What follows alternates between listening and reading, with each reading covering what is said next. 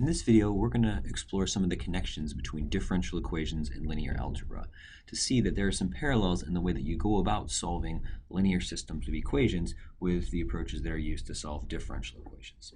Let's start with an example. Let's consider the linear equation x plus 4y plus 3z equals 1. Now, you'll notice that this equation can be written in matrix form as the vector 1, 4, 3. So this is a row vector times a column vector x, y, z, and it's equal to a 1 by 1 matrix for the constant.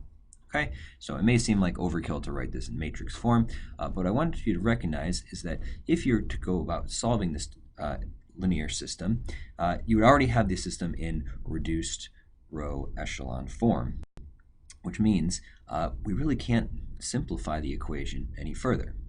And so to start solving this, what you typically would do is you would start by looking at what's called the null space, or the kernel, of this matrix A. In other words, we're going to look at a simpler equation and try to describe the solutions to the equation 1, 4, 3 times x, y, z equals 0.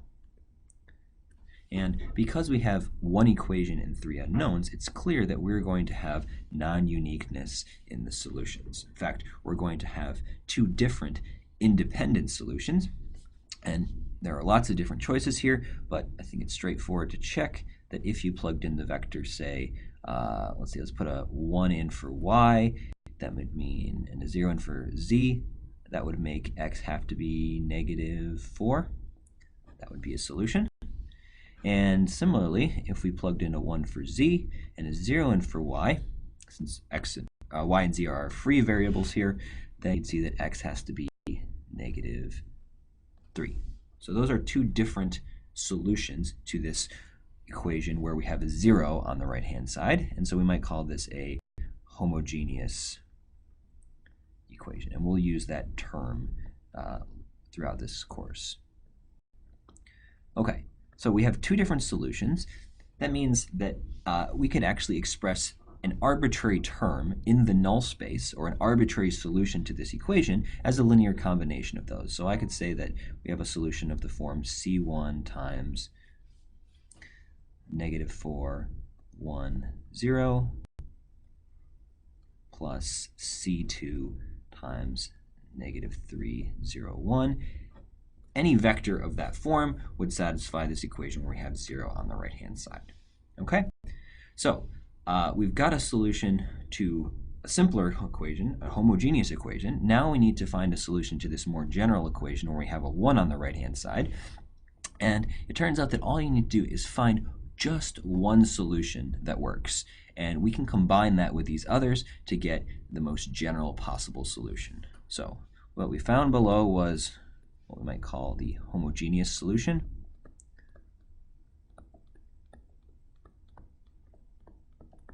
And now we just need a particular solution. And there are lots of choices here. It seems like the easiest one would be something like 1, 0, 0. Does everyone agree that if we plug that in, we'd get a 1 from the first term, and then the second two would be 0, so we'd get 1 equals 1. Great. So to get the complete solution to this equation, we would then combine those together, and we would say we could take any term that when I multiply by the matrix gives me 0, so anything that's a linear combination of our homogeneous solution, and then we'll add on this particular term. And it turns out any solution to this linear system can be expressed in that way. All right, so we've got a solution. So what's the key idea here? Well, the key to describing all of the possible solutions was that we needed to construct a basis for the null space. Those two vectors that we found, 1 and 2, form a basis for the set of all solutions that make the right-hand side equal to 0. And it turns out that that approach is going to be useful for solving differential equations as well. So let's look at an example. We're going to look at a very similar looking equation to some examples that we've seen previously. And in fact, we showed that if you looked at the homogeneous version of this equation, where we have a 0 on the right-hand side, I think we already solved that for an example. We found that we had two solutions.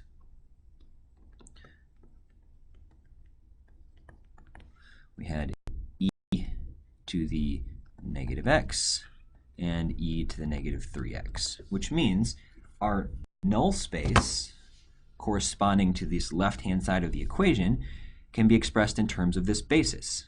So our homogeneous solution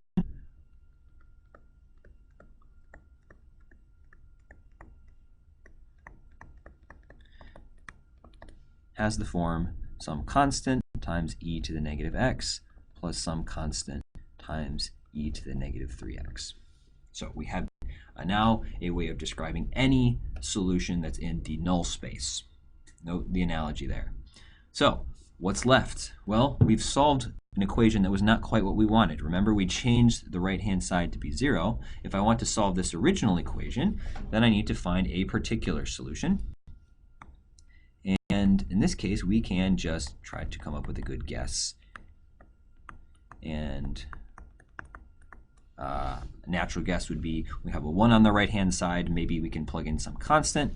So let's see what happened if we plugged in y equals a. Notice that would make y prime equal to 0. Y double prime would also be equal to 0. And if I plug in, I would get just 0 plus 3a equals 1, or a equals 1/3. So my particular solution is 1/3. And so the most general solution that I could possibly construct, any solution to this equation can be expressed in the form y equals, I'll take my homogeneous solution and add on my particular solution. Okay, so why do I emphasize all of this right here at the beginning? This may seem like we're jumping a little bit ahead. We haven't talked about how to even solve equations, and now we're talking about piecing together solutions to lots of different equations. What I want you to recognize here is the parallels. That what we need to do when we want to solve a differential equation is to construct a basis for the set of solutions. And that is going to require that we understand what a basis is. And when we have a basis containing multiple solutions, we're going to need to take a linear combination of those. So there's a lot of terminology from linear algebra that we're going to be drawing on over the course of this semester. So let's make a short list. Some things you're going to need to remember from linear algebra.